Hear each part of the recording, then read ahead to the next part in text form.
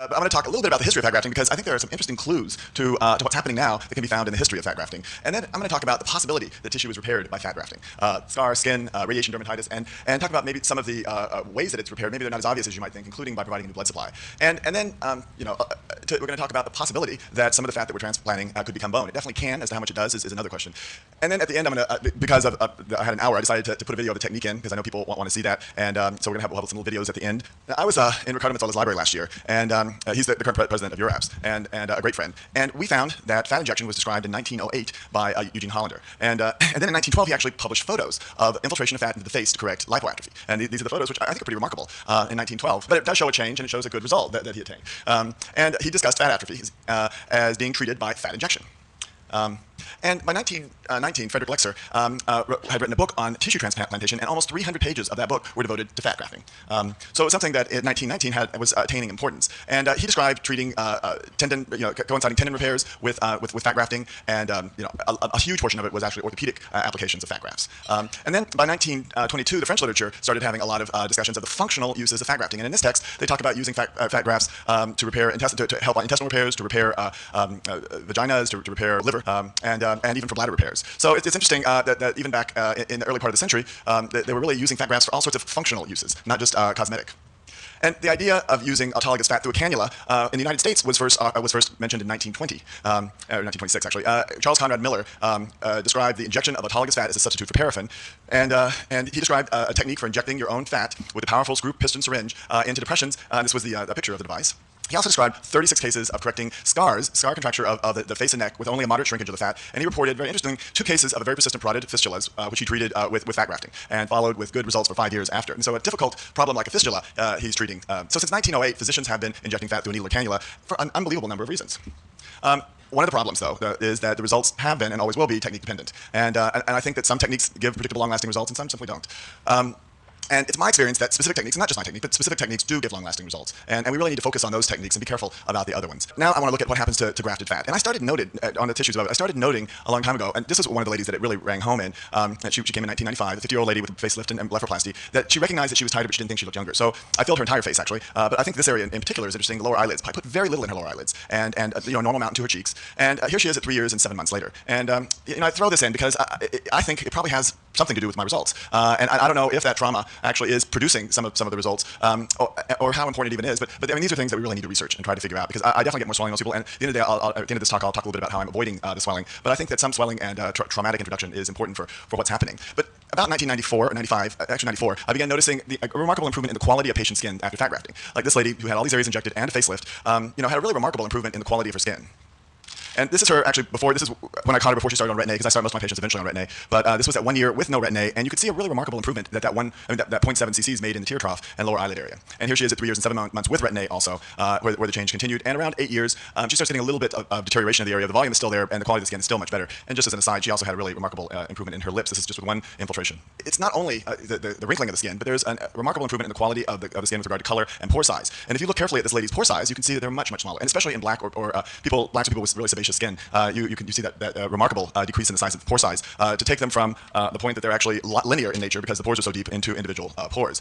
And I presented this at the Aesthetic Society a few years ago when they asked me to talk again about hands, and I wanted to make a different twist on it. But this is a lady who I put 30 cc's of fat into the back of her hand, 1 ounce of fat, which is actually only about a millimeter in thickness if you spread it out over an area this big. And here you can see at 12 days and 2 months that pretty much she looks normal. Her hands are swollen. And what I did is I actually followed her over a long period of time, up to 8 years, just to see what changes happened in the back of her hand. And just to make it easy, I separated out where the vein was. And luckily I took pictures that were comparable enough that I could do this. And at 8 weeks, she obviously has swelling. And that's, I think, the major mechanism that's happening here. The hand looks younger because it's swollen. But you can still see that vein. It definitely is still present. And it actually, between 8 weeks and 3 years, the vein disappears more. The skin somehow either becomes thicker or obscures the vein more. The quality of the skin improved remarkably. And surprisingly enough, on 3 to 5 years, there continued to be an improvement in the quality of the skin. And really on to 8 years, there continued to be improvement in the quality of the skin, way beyond fullness. So I think the way that the fat is working is not just fullness. And the way that it makes people look younger and their faces look younger is in part due to restoration of fullness and reversal of atrophy, but also due to a change in the quality of the skin. This is the other hand. And I published this in 97, but I noticed that it was a patient in 94, and she's another one that really brought my attention to the fact that something was happening. And you can see the scar that she attained when she was a child in an accident. And And I put a very tiny amount, 1 cc of fat down the middle of her nasal dorsum just to improve her light reflex. And she came back and she asked me what happened to my scar. And it was not my intention to do anything to that scar, but I noticed that it disappeared. And of course, it doesn't happen every time. And in fact, this is a really remarkable result. But then I started paying attention to the scars and trying to figure out if there was an influence on fat on overlying scars. And if you look at the acne scar patients that I have, not only do you see an improvement in the volume of the area, but when you start analyzing the hair distribution and so forth, the patients tell you, and you can see, and I'll show you patients later on too, that there's an improvement in even the number of hair follicles in the area. So, and then following the hand route, I found this 42-year-old lady who had a chemical peel to the back of her hand and steroid injections, and had been 3 years since any treatment and had given up on doing anything and was referred to me. And I did the same thing as I did to the other patient, but around 30 cc's in the back of each hand. And then I looked at her over the times that she came back to the office. And again, I think it's easier if you really focus on areas. But at 6 weeks she came back, and some of it may be an improvement in the quality of the scar, but most of the effect I think was from just adding fullness. But between 6 weeks to 8 months, there seems to be a flattening of the scars and a sort of improvement in the quality of the skin and color of the skin. And then on to 3 years, there was really a really remarkable improvement in the quality of the skin. It's still without a doubt it's scarred, but it is a much more attractive hand, and she's actually quite delighted. So, and this is on extension, so you can see, but a nice improvement in the quality of the skin. So now, the question we need to ask is, do stem cells from transplanted fat repair skin? Before 2001, we didn't even really know much about stem cells being in fat. This was the first article that was published talking about the fact that human lipoaspirates contain multipotent cells and may represent an alternative stem cell source. This was 5 years ago. And this is really the first paper to propose that there might be something going on. And interestingly enough, 4 of the authors are plastic surgeons, which really put us into the field early on. But what it discusses is that human lipoaspirates contain multipotent cells and may actually represent a place for stem cells to be derived. And it turns out that human adipose tissue has the highest percentage of adult stem cells of any tissue in the body, between 1,000 and 5,000 adult stem cells per cubic centimeter, and even more pre-adipocytes, which have the potential to interact in the repair process, as many as 350,000 per cubic centimeter. And I just went to a meeting in October on tissue engineering and regenerative medicine as applied to adipose-derived stem cells. And basically, the focus of this meeting in Baton Rouge was that adipose tissue is capable of repair and building. And I think one of the things that we need to do is not think of these as stem cells. Stem cell is a confusing term from a political, religious, and scientific fashion. But these are repair cells. They're cells that have the potential to repair tissue, sometimes by becoming it. And the focus of this meeting was the use of the primitive cells and fat to repair tissues in the body. The fact is that with every fat graft, stem cells or repair cells are being transplanted. So for the last 20 years, all the fat I've been moving around actually has had stem cells in it and has been moved in a fashion that it might be affecting the skin. And I actually wrote this up in September in PRS. It's in the supplement on fillers, but this is September PRS. And what I said is that the use of stem cells to repair and even become bone, cartilage, muscle, blood vessels, nerves, and skin, and is something we need to really look at. This is another patient that actually impressed me. She came to me, and as you know, I like looking at old photos. But you remember yesterday the filling of the temple area? Well, she came in for me to fill her temple, 4 cc's, 3.5. A relatively small amount. She came back at 4 months looking great. She was delighted with the appearance. But when she came back at a year, she looked better. So it seems as though something happened between 4 months and a year. The quality of the skin improved. You don't see the veins as much. The filling effect actually looks greater at 1 year than it does at 4 months. And when we talk about breast, it's something that also I'm noticing, especially in breasts. So the reality is this is much more than a filler. It's a dynamic, living manner of rejuvenation, which improves over time. And this is an interesting patient that came back to me after having fat grafts done twice. And this is her at 7 months after the second procedure, and she was delighted. She looked a lot better. She didn't look so bad to start off with. The texture of her skin was a big complaint, though. But then now there are no treatments between these two photographs, no topical treatments, no surgeries. But she came back 7 months after her last procedure and then 14 months after her procedure with a really remarkable improvement in the pigmentation of her skin, and even an increase in the volume in some areas. Like this area, these are both after pictures. She had an increase in the volume under her eyebrow with an improvement in that sort of depressed area. And this is her before at 7 months and after, but really between 7 months and 14 months with no treatment, a remarkable improvement. And look at the acne scars on her also. There appears to be an improvement not only in pigmentation, but in some of the almost ice pick type scars in that area. So now the question is, how is this happening? It could be that there's an actual repair of the skin, and that's a possibility. And we have evidence that that's the case in the literature, because adipose-derived stem cells can definitely be made in vitro into skin. And that's how they may be repairing the skin. I'm not sure that's the right answer, but definitely stem cells can regenerate skin tissue. Unfortunately, we haven't gotten far enough along with adipose-derived stem cells to do a huge amount of research in it, but this is from the bone marrow literature, which bone marrow-derived stem cells are very similar to adipose-derived stem cells. And in this article, it describes the fact that skin repair under normal physical conditions may involve bone marrow cells. So skin repair under normal physical conditions may involve stem cells. So what this line of thinking is that if you cut yourself, if you break your bone, if you do anything that injures yourself, probably there are stem cells involved in repair of that. And the question is, where are those stem cells coming from? Since the largest repository of stem cells in your body is fat, it makes sense that that's probably where most of them are coming from, there or the bone marrow. I published this lady in 1997 in clinics, and she came back over the years after the publication. This is her swollen, obviously. And you can see what I've done is I've corrected the lower eyelid deformity, and it seems to actually get better, with time. Here's 12 weeks, and it really by 12 weeks is pretty much stable. And it continues to stabilize or improve. It really doesn't start deteriorating until 8 years, and you can see a little bit of atrophy really in the areas I didn't inject mainly. And by 11 years and 7 months, she's starting to have a little bit of atrophy, but not back. She hasn't reverted back to her original state by any stretch of the imagination. So she's definitely better than she was originally. And actually, the areas that were the deepest in the 1994 picture is still definitely corrected. And so what's happening though is she's starting to get get this, but she's starting to get a little bit of atrophy around the grafted fat. And this is interesting looking at her upper eyelids in particular. If you look, you can see she is very hollow right up in here. And so I fill that in. She looks great at 5 weeks. And at 8 weeks, around 12 weeks, she really stabilizes and doesn't deteriorate, at least as far as volume goes at all, for the ensuing years. Really, around 8 years, you can start to see a little deterioration up in here. It's starting to get a little floppy. And by 11 years and 7 months, it's a lot floppier right over in here. But it hasn't reverted to this sort of hollowness again. It's still, the volumes are there. It's just the skin is starting to age again. So, and looking at her whole face and her jawline is also interesting. You can see a really remarkable improvement in just the youthfulness of her face. And there she is at 10 months. And then as we go on to 3 years, or actually 4 years and 8 months, and then on to 8 years, she starts aging a little bit here. But and then she needs a touch up by 11 years and 7 months, and she did come in for that. I think the jawline in particular, they've only suctioned her jawline and placed fat into the chin and jawline, but you can see a really remarkable change in the cervical-mental relationship. And that maintains itself over a very long period of time and never actually reverts. So there's a continual, it's not like you put the fat in and then you start aging again. There seems to be something that continues to aid in maintenance of a youthful appearance, or even push you back into a more youthful appearance over time. And the thing that I've noticed is that immediately you get the fullness, and that's really clear. And it stabilizes at around 4 months. Then gradually other changes are noted. There's an improvement in color, an apparent thickening of the skin, a reduction of the wrinkles and the crepey appearance, and often a softening or elimination of scars. So it's not simply a filler. It's really a dynamic living graft that continues to affect the tissues for really probably the life of the patient. There's also something very interesting as far as scars goes, is because skin isn't the only place we get scars. Obviously around breast implants, on this patient, I just put 2 applications of fat, one to disguise the sternal boniness and the other to soften the scars that the surgeon had made. And you can see how that not only is there an improvement in the softness of the sternum, but there's a relaxation of these implants. And it's been my experience and Gino Rigoti's experience, not necessarily in every single case, but in many cases, that there's a real relaxation of breast capsular contracture with the placement of fat near the capsule. So another sort of mechanism, and it might be a little bit related to the historical uses of fat also. Ian Jackson actually was the first person that described infiltrating fat into an irradiated area that it lived. And but I think it does much more than survive. It actually repairs the tissue, and Gino Rigotti is getting unbelievable results with not just the relaxation of breast capsular contracture, but the treatment of irradiated tissues. Like his theory is different than what I've talked about so far. In that the theory that he's presented is that first of all, he has had a consistent, almost every case he's treated. I think one case that he treated didn't, but almost every case he treated of radiation dermatitis and even osteoradionecrosis has been corrected with infiltration of not necessarily 1, but at least 3 applications of fat grafting, and consistently transforming ischemic radionecrotic tissue into normal-appearing healthy tissue. And it's his theory that a neovascularization is occurring. He basically showed that necrotic, ulcerated grafts could be converted into really healthy-looking tissue. This particular patient, it came to him after radiation and a mastectomy with osteoradionecrosis as well as severe radiation dermatitis. He was afraid it was a squamous cell, the ulcer, so he biopsied it, and then the wound deteriorated more. So he placed fat under the granulation tissue, which is not an easy thing to do, and then grafted it after it had healed, and was able to eventually get this completely healed wound with a correction of the osteoradionecrosis also. He's much more of a scientist than most of us, I think, have been in the past at least, and he analyzed the irradiated tissue, and he described, which we also found had been described before, but isn't well known, that one of the problems with irradiated skin is that there's normal blood flow, but there is an impairment of the capillaries, so that there's not normal perfusion. So the problem with irradiation probably is that even though there's normal blood flow, the amount of blood going in and out of the area was normal because of the lack of a competent capillary bed, that there's not adequate perfusion. So he found that 1 month after fat infiltration, that subcutaneous tissue has normal morphology with normal adipocytes and maturing preadipocytes, and increased mesenchymal stem cells and endothelial stem cells associated with a new vascularization of the grafted areas. So basically, this fat is creating new blood vessels and bringing in a new perfusion, and not just capillaries, but also potentially larger vessels.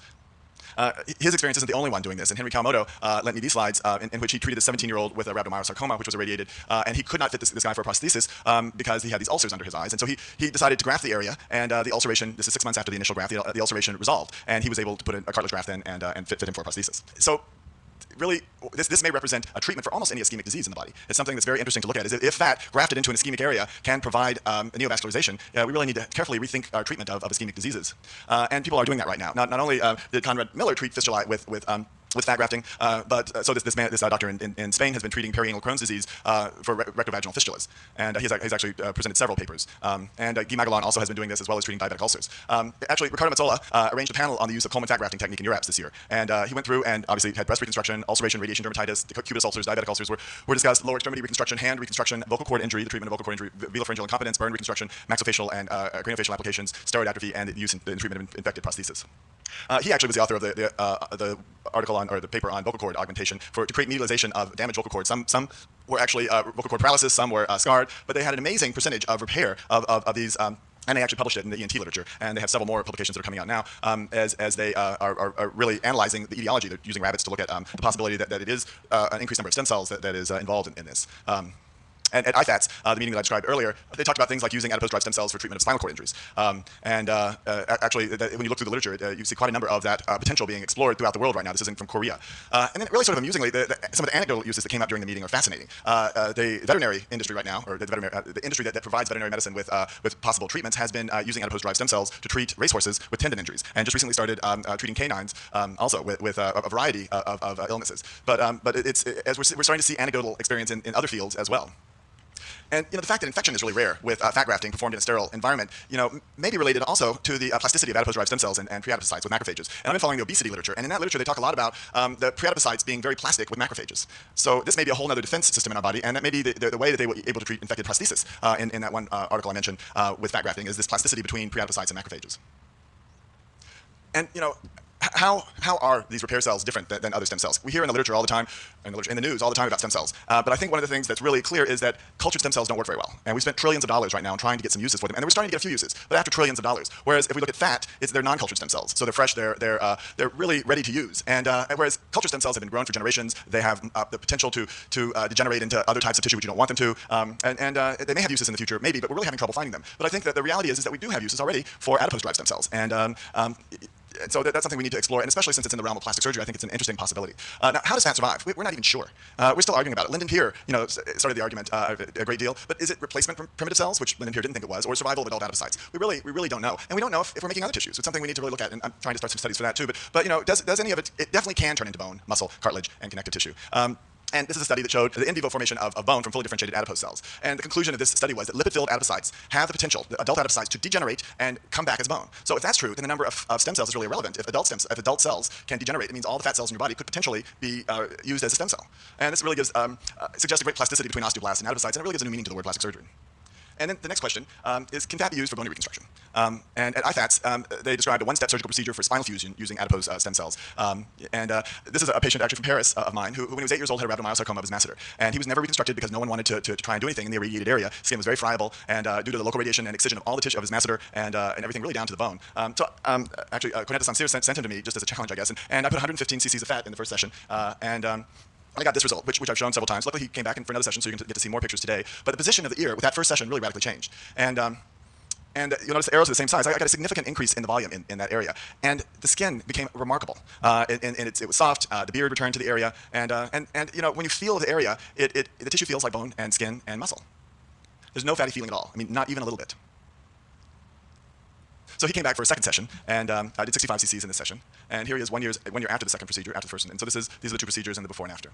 And luckily, he just came back and he's in town for a few months, so I'm able in New York. So I'm getting contrasted MRIs on him, so I can see how much of that is actually living tissue and if any of it's bone. And I think we need to develop some studies to really look at this type of patient and see what's happening with them. This year, Guy Magalon was president of the French Society of Plastic Surgery. And the Europeans are advanced in fillers because they see the fillers before we do, but they also seem to be embracing autologous fat in a way much faster than the US has been even able to begin to do. There were 18 papers at the French Society of Plastic Surgery in the general session. These were accepted papers, one on the nose, on the treatment of the sequelae of craniosynostosis with fat grafting, on the effect of fat on the skin overlying, and on the treatment of, this particular one was on the extremities and treating radiation damage and diabetic ulcers, and then really a large number of other papers, and it was mentioned in a huge number of panels. The French have been really nice to me, and they left my name on the procedure. And so if you're grafting fat correctly, it means that you're doing the Coleman technique, which to differentiate it from the Fournier technique. But they also, this was interesting too, that they're actually looking into what we're talking about right now, into the effect of the fat on the tissues around it. And they gave me a chance to present my experience with the treatment of vascular tumors also. And all the breast panels, every single breast panel talked about fat grafting to the breast. And we also talked about the tuberous breast and fat grafting in it. And then 10 papers at the French Society were on fat grafting to the breast. Roger Amar's son presented a paper on fat grafting to the breast using my technique, not Roger's technique. I thought I would show you a harvesting video just to show you how I harvest, but just so you can see the steps involved. And I put local anesthetic in, and this is done with sedation. And then I infiltrate the area with a Lamis infiltrator. Pretty straightforward. I don't like using tumescent technique. I really like keeping it sort of a more super wet, about 1 cc of infiltration for every cc that I'm harvesting. I think if you do much more than that, you end up really essentially washing the tissue. but you end up washing the tissue. My favorite place to harvest fat from is the midline of the abdomen, because if you cause a depression there, you've helped them, and you probably will. I mean, so my objective is actually to increase that midline definition, and that looks great in both men and women. In men, I'll also go ahead and go in and try to sculpt out a six-pack, but I find that women don't really appreciate that unless they're bodybuilders. The secondary area that I like to harvest fat from is the inner thigh, and then the tertiary is the lower abdomen. I actually have a curved Lamus infiltrator for doing this that I didn't have at that time, but that I use, which is helpful, especially to avoid perforating the liver or spleen at this point. So this is the cannula that I use. It's just a bucket handle cannula that is not, it has a sharp element to its edges, and don't pull back that far, But what I do is just to get things going, sometimes I'll pull back a little far, but I really try after the fat starts entering the syringe not to have it back that far. It's just pretty straightforward, simple suctioning, and it does take me this long. I'm much faster at putting the fat in, but I'm sort of relatively careful about the harvesting.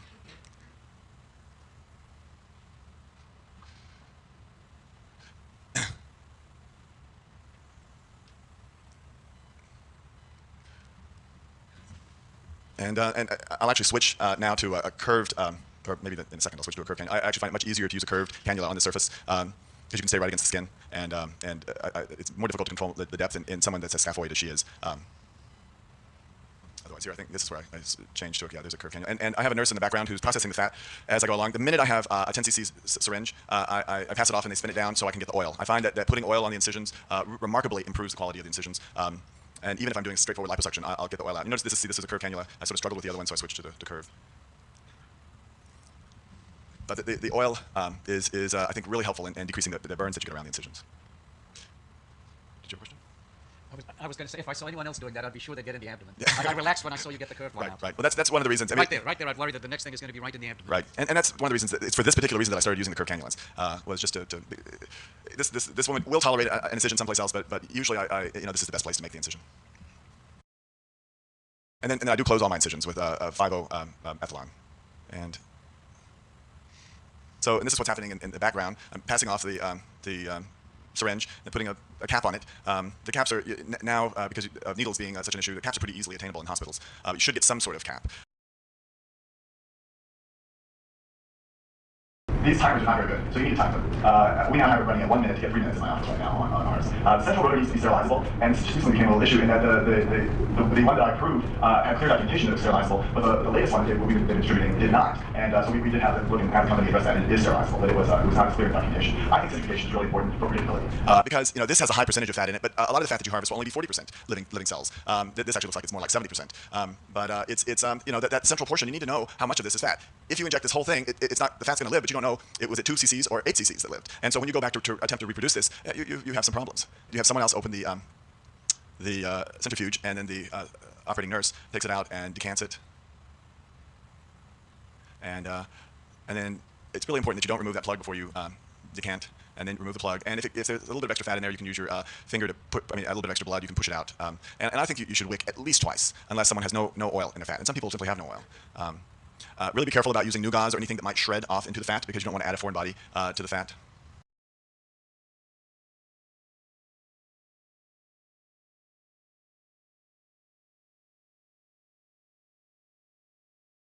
And I can't emphasize enough, it's important to use 1 cc syringes. Don't use 3 cc, 5 cc, or 10 cc syringes in the face. The temple is a sort of easy area. The upper eyelid is a moderately difficult area. The lower eyelid is one of the most difficult areas, and not an area to try for the first time. But I think the temple is a good area. And I'm going to approach the brow area. You can see the difference in the old picture and the new picture. She just has more fullness right under her brow. And that's all I'm trying to reproduce, is that fullness right under. And here she is before and after. Really just filling in the area right under the brow to soften that appearance. And a curved cannula, and I like to approach it from the opposite eye brow a lot of times, just to give me an angle. I put most of this right against the skin. The main effect that I want is improvement in the quality of the skin, along with some fullness. So I'm placing it almost entirely between the orbicularis and the skin. If she has really deep set eyes, I might put some against the bone in order to fill in that hollow. And I almost always have the opposite finger, from my injection hand on the skin, feeling to make sure that the cannula is against the skin. I take it away occasionally just for the video, but normally I would do as I'm doing right here. I really like this central incision. It's the only incision, actually, that I've had any depressions in a long time. So be careful about how you close this incision in particular, because right in the middle of the forehead, a little depression is very bothersome. So you can see I first filled in the medial eyelid. Now I'm going to the lateral eyelid. Again, it's easy to overfill the lateral eyelid, so be careful when you're out there. And patients don't tolerate. They somehow tolerate a little overfilling in the inner eyelid, but they don't in the outer eyelid brow area. And then what I'm doing is I'm working my way out a little bit into the temple here, just feathering over into the brow.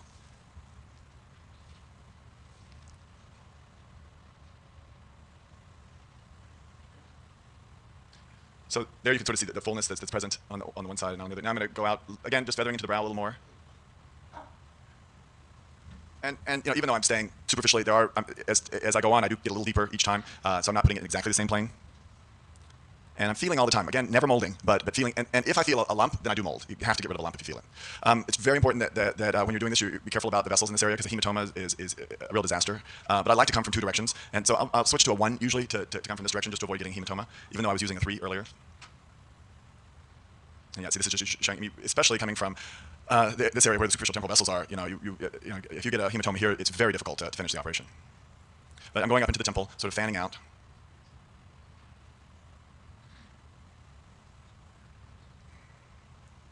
And again, just coming from a different direction into the temple.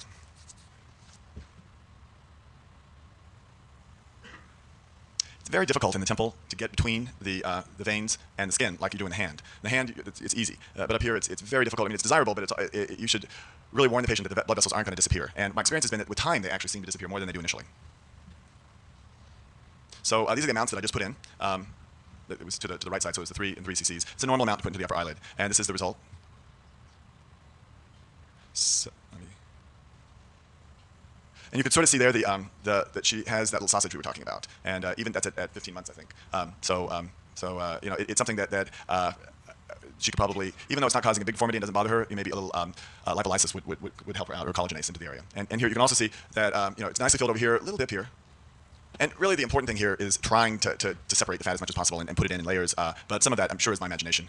But I am really trying to do something like this. And again, this is a big problem, this swelling. And you know, I use all sorts of methods. And this was in 1995, and I almost never see a patient like that anymore. You know, I think using ice is great. I actually started using these aqua-cool masks, which are very they're much easier for the patient, and they can keep cold on continuously. And I think that's really helping. I've started using low-level lasers, and my staff thinks it really helps, especially for those patients that can come in every day. I've been using electromagnetic therapy for a long time, and I definitely think that some of the electromagnetic therapy helps. It's hard to, as we change the formulations, it's hard to keep track of. And on every patient, we really suggest now using bromelain and often arnica. Bromelain much more than arnica. And I use on every patient compression, which I didn't use back in 1995. I used to use elastic tape. Now I'm using Tegaderm, and so I put a layer of Tegaderm over the entire face. And I think it helps reduce swelling also. You know, basically the warning, the big problem that we worry about the most are catastrophic complications. And that's the most catastrophic is a vascular emboli injected into the face. And it's really simple. If you inject a particulate or semi-solid filler into an artery, you're going to block them, and you're going to cause tissue necrosis or organ necrosis. This is a recent incident. Healthy male in his mid-30s under general anesthesia for a minor reconstructive procedure. Fat was injected to the malar cheek. It was a suggestion of the resident at the end of the case. They used a 20-gauge intercath, and these were the entrance sites, and what they did is he took a 10 cc syringe, he harvested 3 cc's of fat, connected it up to the intercath, and injected it into this area in 2 passes. So after the patient recovered from the general anesthesia, he was found to have an embolus to the central retinal artery that caused permanent blindness. And 5 days later, he developed vesicular lesions in his nose.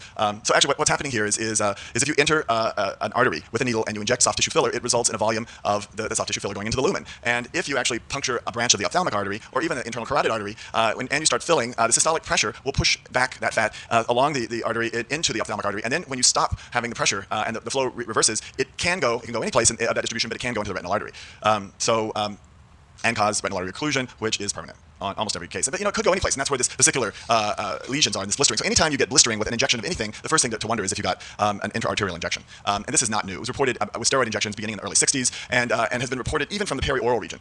Here's a report of a stroke after fat was injected under pressure with a 20 milliliter syringe and causing a stroke. And here's a report from Korea of half a cc into the nasolabial fold, causing blindness and a stroke. So, I mean, it's a pretty devastating thing to happen, and it has happened in all these areas. This isn't just with that, I'm including all the fillers in this. And they all have in common excruciating pain, 5 had strokes, many had tissue necrosis, and the blindness was permanent in all cases. None of the cases were reported by the operating surgeon, which is a real problem. A lot of times, a lot of cases are not going reported. And just advice, it's easier to puncture an artery with a sharp needle than a blunt cannula. So anytime you can use a blunt cannula, use a blunt cannula. And really, don't cannulate arteries. Use epinephrine when you can, and pay attention to the anatomy of an area. If you know there's an artery there, go transverse to it. Probably the most important thing is limiting the bolus size, which is really important for fat grafting anyway. But in this case, just for safety reasons, putting a large bolus in is much easier to reach the internal carotid or ophthalmic artery. And using 10 cc syringes, putting a lot of pressure on, using cocking guns, things like that are all make it the potential for getting if you do get in an artery, injecting a lot higher. And cannulation probably happens a lot more than we recognize, and I suspect that most cases go unrecognized. And the cases that I know about never make it to the literature. It's just the lawyers call me. You know, communication is really important in order to try to prevent this type of complication. So if you have this type of complication, please figure out a way to communicate it to us. Really, in conclusion, you remember this lady. I think this is a really remarkable result, and you wonder how much of this is what. We really don't know what's going on here. I think it's an important area for research right now, and luckily, plastic surgeons all over the the world right now are really leading the way in that research. Unfortunately, in America, the university systems are becoming so much involved with the corporate structures that they hate to talk about anything they're doing, which is becoming, I think, a big problem with communication, trying to figure out who's doing what. But I think this is the future. Reconstruction and rejuvenation through the use of structural volume and repair, really regeneration. And I think as plastic surgeons, we happen to be in a really unique position to be involved in that part of medicine, which may turn out to be very important, to not just to plastic surgery, but to all of medicine. Again, thank you.